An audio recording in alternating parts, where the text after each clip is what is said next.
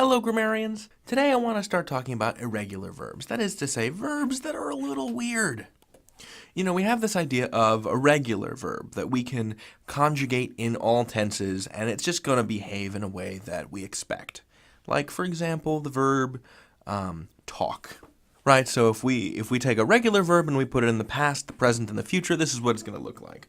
Present tense, talk.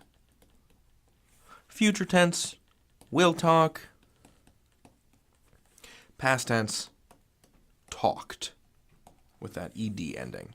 But there are plenty of verbs in English, as you have no doubt discovered, that don't follow that basic rule. Present tense, this one form of the verb, and the past tense is the present with ed tacked onto it, and then the future with will tacked onto the front.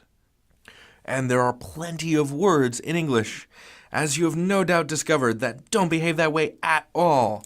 So let's take an irregular word, like run. Present tense, run. Future tense, will run. Past tense, ran. Oh, weird. Super duper weird. Now, there are a lot of irregular verbs in English, but you're listening to someone with a grammar book the size of a car. So I think between the two of us, we can figure this out together. But for now, let's just focus on 4 verbs: to be, to have, to do, and to say. So let's take these verbs and make them work for a bunch of different people in different times. So in the first person, when we're talking about ourselves, when I'm talking about myself, in the present I would say I am. I have, I do, I say.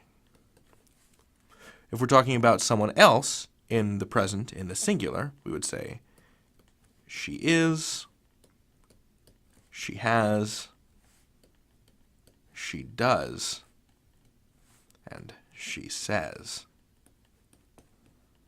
So the third person singular is different in the way that these words are pronounced. So am, because of this entirely different word, is. Have doesn't become haves, it's has. And do doesn't become does, it becomes does. We actually change the vowel sound here. Just like say doesn't become says. We don't say she says in standard American English. We say she says. In the present tense, we are, we have, we do, we say. And in the past tense, in the first person, these 4 verbs form the following: I was, I had, I did, and I said. And in the plural past, it was we were, we had, we did, and we said. These 4 verbs are some of the strangest ones in English, but they're the most important. In another video, I'm going to go through some broad rules that govern the rest of the irregular verbs in English. You can learn anything. David out. Hello, grammarians. We're talking about irregular verbs, that is to say that verbs that aren't formed like regular verbs. And to give you a taste of what regular verbs look like just as a refresher, let's take the word walk. Let's put it in the present tense. And now, normally, under normal circumstances, we'd want to just add an ed to it in order to form the simple past tense. So we go from walk to walked. We add this ed ending. And it turns out that there are a lot of irregular verbs that also behave the same way. When we make the past tense, we have this d sound. It's just that they're not represented that way in the spelling. I'll give you an example. The present tense form of the word to sleep is sleep. And when we put it in past tense, it is not sleeped, but slept. The pt part of slept does the same work as the ed ending for the regular plural. So sleep becomes slept is the same as walk becomes walked. Likewise, keep becomes kept, build becomes built, spend becomes spent, leave becomes left, leap becomes leapt, and lose becomes lost. So although these verbs are all irregular verbs, within their irregularity, at least in this case, there is some common distinctions. They're all still trying to make the same sound as walked.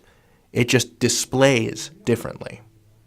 So it's not sleeped, but slept, not keeped, but kept, not builded, but built, not spended, but spent, not leaved, but left, not leaped, but leapt, not losed, but lost.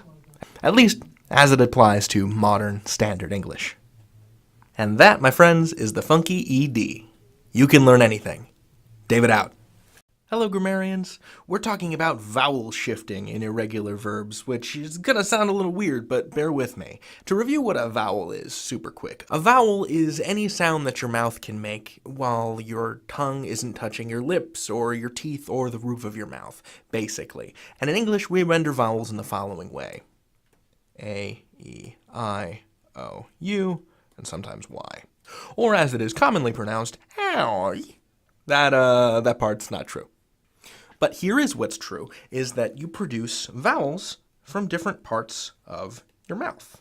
You can produce a vowel in the front of your mouth, you can produce it in the center of your mouth, and you can produce it all the way back in your throat.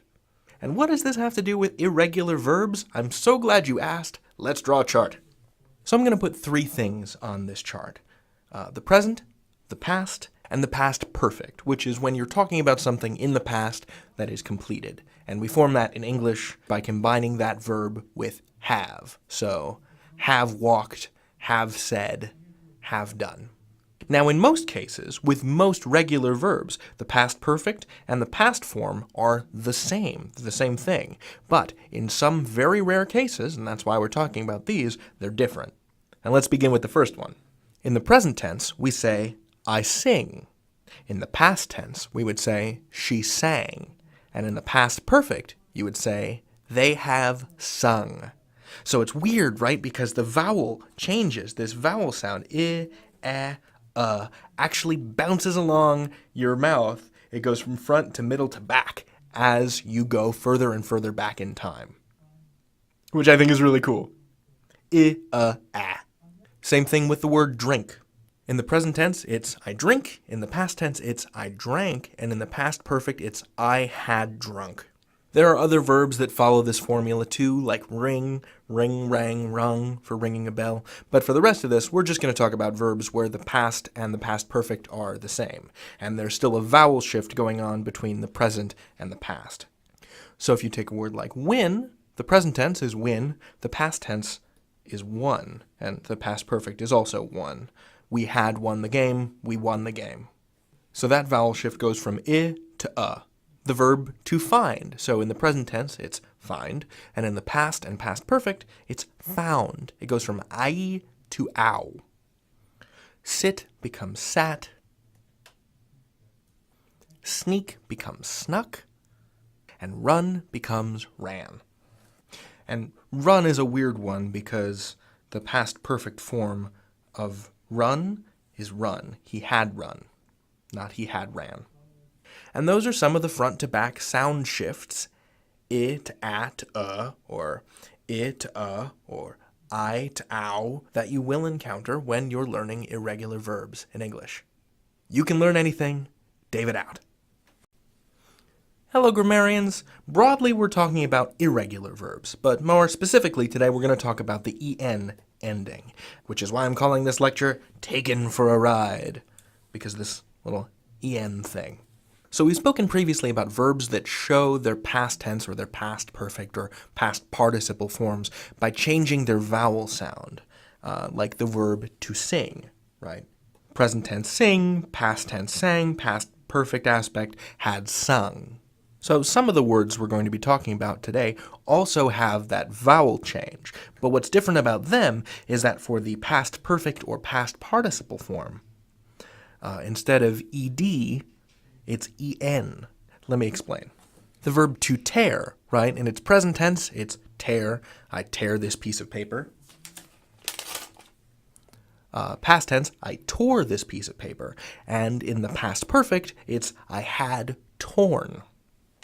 I probably shouldn't have done that. I had notes on that paper. Some verbs that fall into the category of the en past perfect have regular seeming past tenses. So for example, the word show. I show him the book. She showed me the book. We had shown them the book. So we're still getting this n sound. Same thing goes with prove. Present tense, proved. Past tense, proved Past perfect, proven. Same deal for the verb to bite. I bite, it bit, I was bitten, or it had bitten.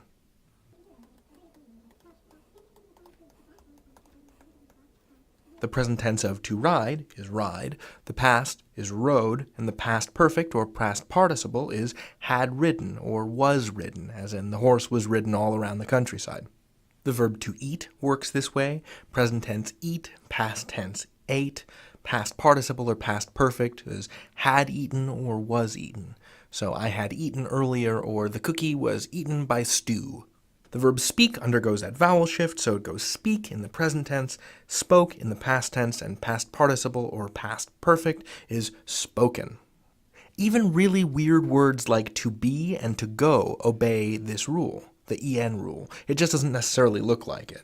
So, to be, the past of that is either was or were. But the past perfect form of that is been, which is just be with an in ending on it. Right. Go is the same way. So even though go has a really weird past form, I go, she went, the past perfect or past participle form is gone. And sure, the letters aren't in the right order, but the sound is there, gone. Irregular verbs are weird. There's no denying it. But we can break them down, and they can be understood. And you can learn anything. David out. Hello, grammarians. Welcome to the last and strangest part of the irregular verb, the truly irregular. Yes, friends, here I have compiled all the weirdest, all the woolliest, all the eeriest and spookiest forms of verbs that don't otherwise fall into other categories. So we can't say that they end with a changed ed, we can't say that they end with an en, and we can't say that there's a vowel shift. We've already covered those. This is the time for the weird stuff. First up, UGHT. Oh, what a strange collection of letters that is to be found in English. So we take a word like teach, and in the past tense, it's taught. Likewise, catch becomes caught, and bring becomes brought. Yes, that's really strange. There are only a couple of words that behave that way. It's also pretty weird and pretty rare for there to be a vowel shift from the present to the past, and also a d sound. So, for example, we take the word flee, which means to run away, and in the past it's fled. Likewise, in the present we say, and in the past we say said. So that a becomes and that e becomes and it's this weird vowel shift that's also followed up by a d sound. There are some words for whom time does not exist. These are verbs for whom the present tense is the same as the past tense. Prepare to have your mind blown. The past tense of bet is bet. The past tense of set is set. The past tense of hurt is hurt. Yeah, it's weird. Finally, there are some helper verbs or auxiliary verbs called modals that are super weird and have these properties that aren't repeated anywhere else in English. So, present tense can becomes past tense could. I can stand on my head, or I could stand on my head when I was 5. May becomes might in the past. Shall becomes should. And will becomes would.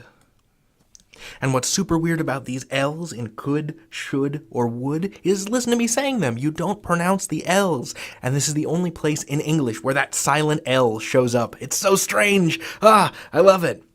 These are the irregular verbs. And these, in fact, are the most irregular of the irregular. If you can master these, you will be a grammar champion.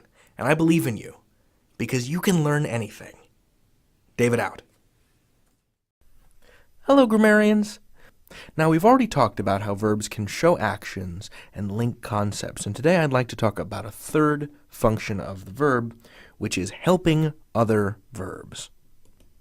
Now, we call this the helping verb, you may have heard it called that, or the auxiliary verb. And these are just two words for the same thing. Auxiliary is just a more Latin way to say helping. That's all it means. Now, I've brought along an image of my friend Brian to help explain this principle. What helping verbs are is really just inflected forms of the verbs to have and to be. And as we get deeper into the verb, I'll explain what each one means in each one of its different versions. But for now, suffice it to say that I'm just going to throw out some examples, just so you can see what it means for a helping verb to be a helping verb. So the specific way in which helping verbs help is that they establish certain facts about a sentence, usually when they're happening in time. And we'll get more and more into that as we get more into tenses and aspect, but I just want to give you some examples. So here we have, Brian is eating a pizza. Brian and I love pizza. We used to eat a lot of pizza. Brian has eaten a pizza. Brian was eating a pizza. And finally, Brian had been eating a pizza. So the presence of all these helping verbs has different effects depending on which ones you use. And as I said, we'll get into those later, but just for a brief overview, for example, let's see, Brian is eating a pizza. That suggests that it's going on now. Brian has eaten a pizza. That means he had done it. It's over in the past. Brian was eating a pizza, which means he was in the middle of eating a pizza when something happened. And finally, Brian had been eating a pizza. So he was doing it, and then he stopped at some point in time. And this is just the most basic introduction to helping verbs. So, verbs can show actions, verbs can link concepts, and verbs can help other verbs. You can learn anything. David out. Hello, grammarians. Today we're talking about verbs and bears. So we had previously established at least one thing about the verb, and that was that it can show actions. But today I'd like to introduce the idea that the verb can link ideas to one another. And in fact, we have this whole class of verbs that we call linking verbs. Or if you want to call it something fancier, we call that state of being verbs. These linking verbs include all forms of the verb to be, which I've handily written out for you. So I am, he is, we are, be nice, they were being, they have been, he was, we were. Now we use a linking verb when we want to connect one idea to another. So what I'm going to do is I'm going to divide the screen in half between the action side and the state of being side, just to show you what I mean. So we use action verbs to show what something does, whereas we use state of being verbs to show what something is. So let's bring it back to this bear. Let's think of an action for this bear to do. What is a bear-like thing to do? The bear eats a fish. That's an action. That's something the bear is doing. The bear is hungry, however, is not something that the bear is doing, it's something that the bear is. So what is doing here is connecting the word hungry to the word bear. It's linking it. Some verbs can be used both ways. They can be used both as actions and as linking verbs, and I'll show you an example of that. You could say, the bear looked at me, which is to say the bear is doing a thing, looking at something, namely me. But we could also say, using the same verb, the bear looked lonely. Now, in this case, this is describing how the bear looks, what the bear looks like. This looking is not something the bear is doing, it is how the bear appears to a viewer.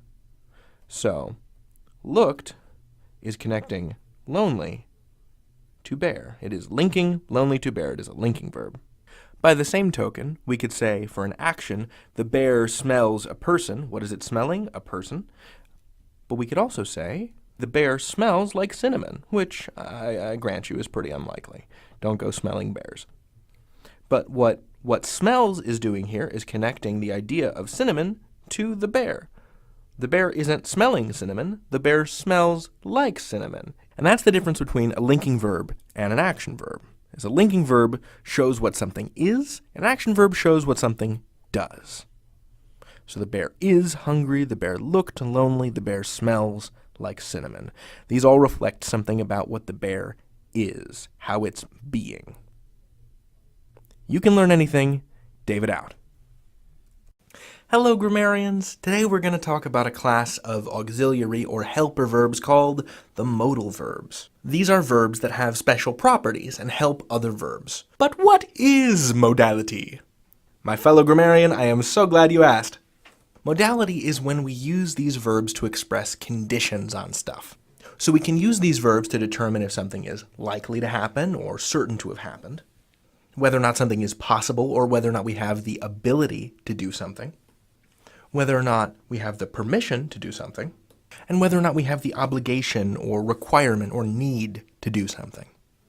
You already know all of these verbs, I promise you. You just didn't know this name for them. Let's meet the modals. Roll call, here we go.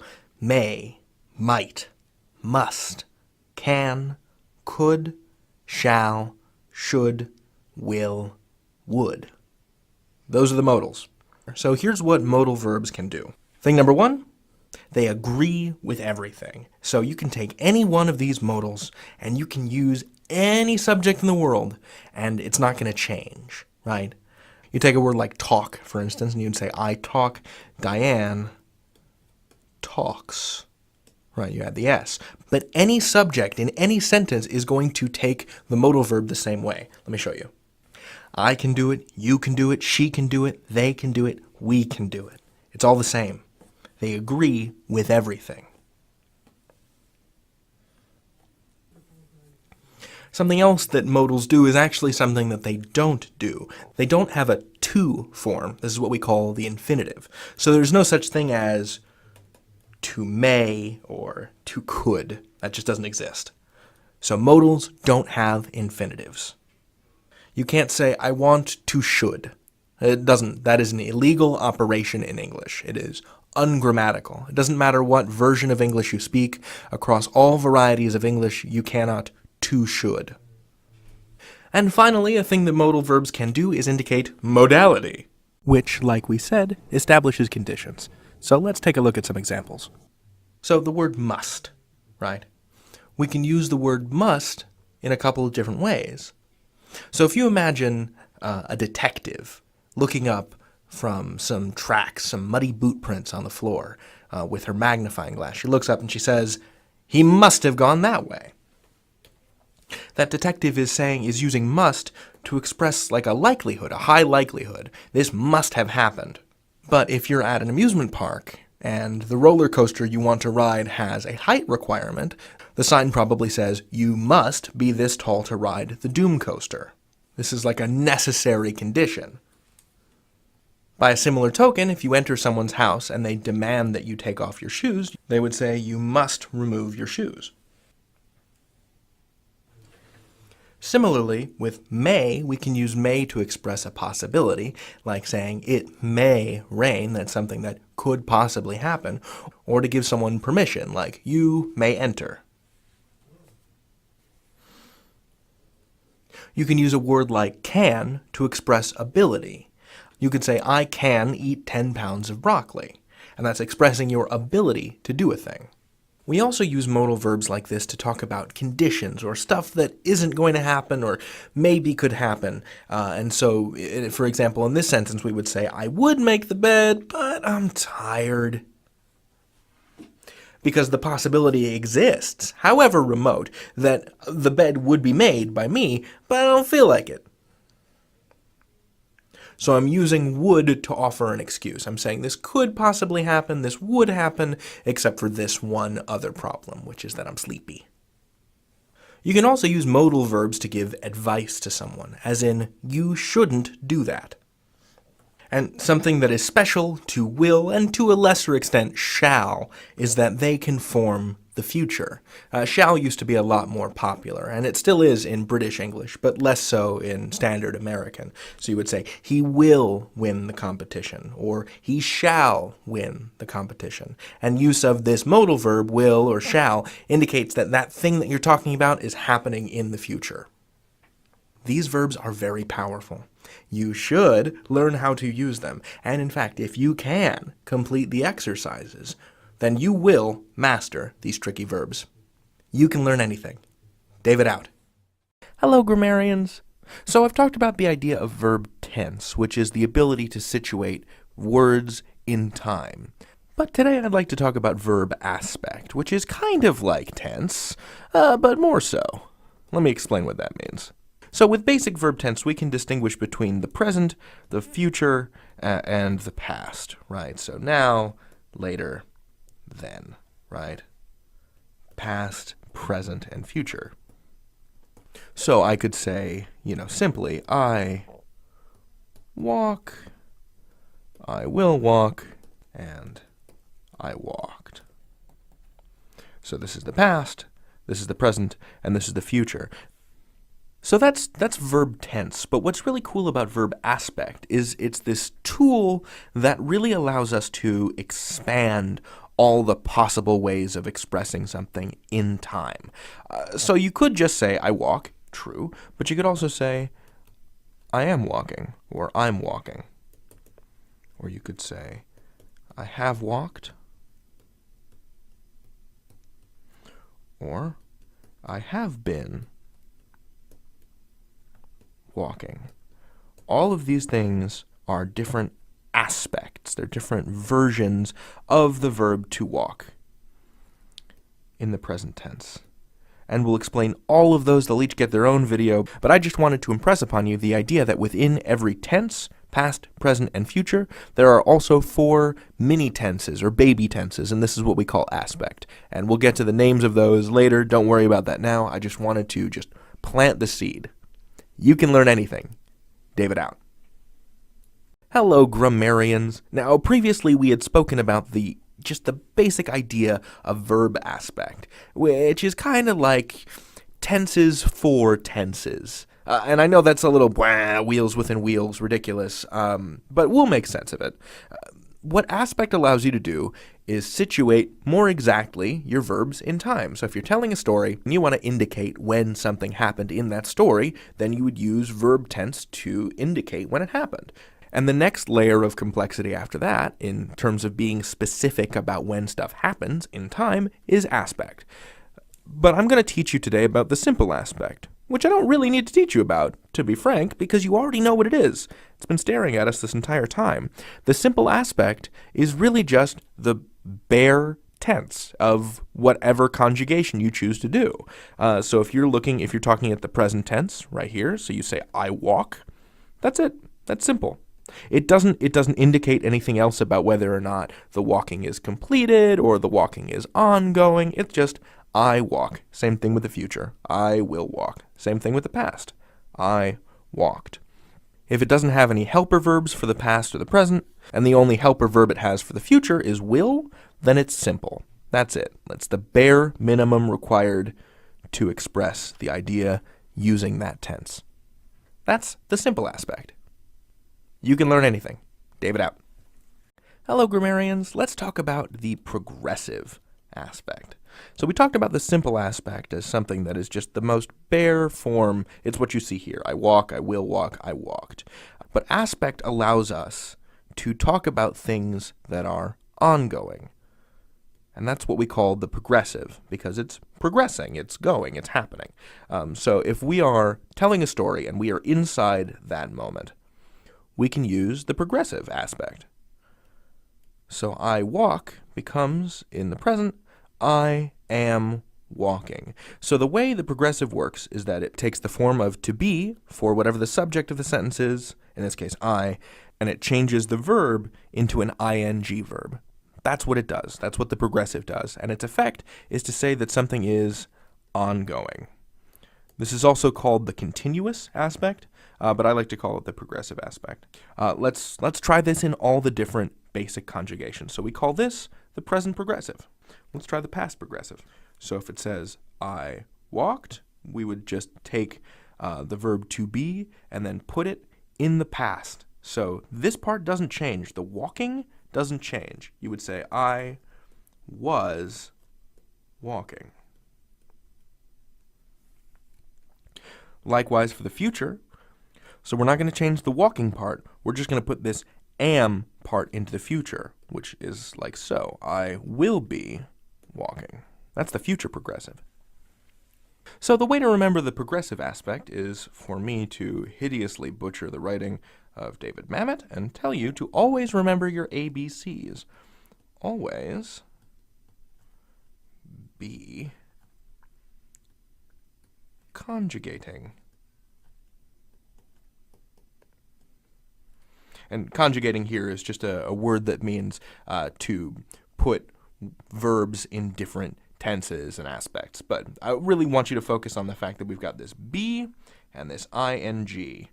So just remember be and ing, and that's how you form the progressive. So no matter whether or not it's happening in the past, it's still I was walking. So the part that changes is the be, is the verb to be. I was walking, I am walking, I will be walking. The part that doesn't change is the walking. And that's how you express that something is ongoing, that something is continuously happening in the telling of the story. Understanding this will enable you to master time. You can learn anything. David out. Hello, grammarians. Today I want to talk to you about the idea of the perfect aspect of verbs. And what that means is that it's not, beyond reproach or that it's like beautiful and shiny. No. What it means is really that whatever we're talking about, whatever action we are talking about is complete. So we use the perfect aspect in all tenses to illustrate when something has been completed prior to the present moment. So when we talk about the present, we're talking about one point now. But when we use aspect, it enables us to talk about a period between then and now. You're speaking in the now, referring to a point previous. So we could say, using the perfect, the way you form the perfect is you simply add have, and then you use the past form of the verb. So if my assignment, for example, were to wash some dishes, when the dishes were complete, I would say to the person that told me to wash the dishes, I have washed the dishes. So I'm using the present tense form of to have and the past tense form of washed. So as with the progressive aspect, the thing that changes is the helper verb. This part, the main verb, does not change. It remains in the past tense even if we're talking about the present or the future. The part that changes is have. So if we want to put this story in the past, talk about a period that is then, but also say that we wash the dishes at a period before then, right?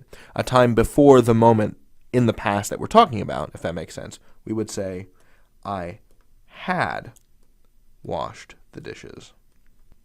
And if we want to talk about something in the future that happens before that future moment, but after now, we would use the future perfect to say, I will have washed the dishes.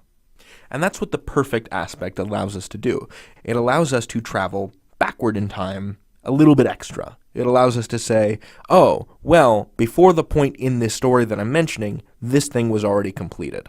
So the perfect enables us to say, here is a thing that happened in the past. Here is a verb action that has completed in the past prior to the moment I'm talking about. So to recap, the perfect refers to something finished. You can learn anything. David out. Hello, grammarians.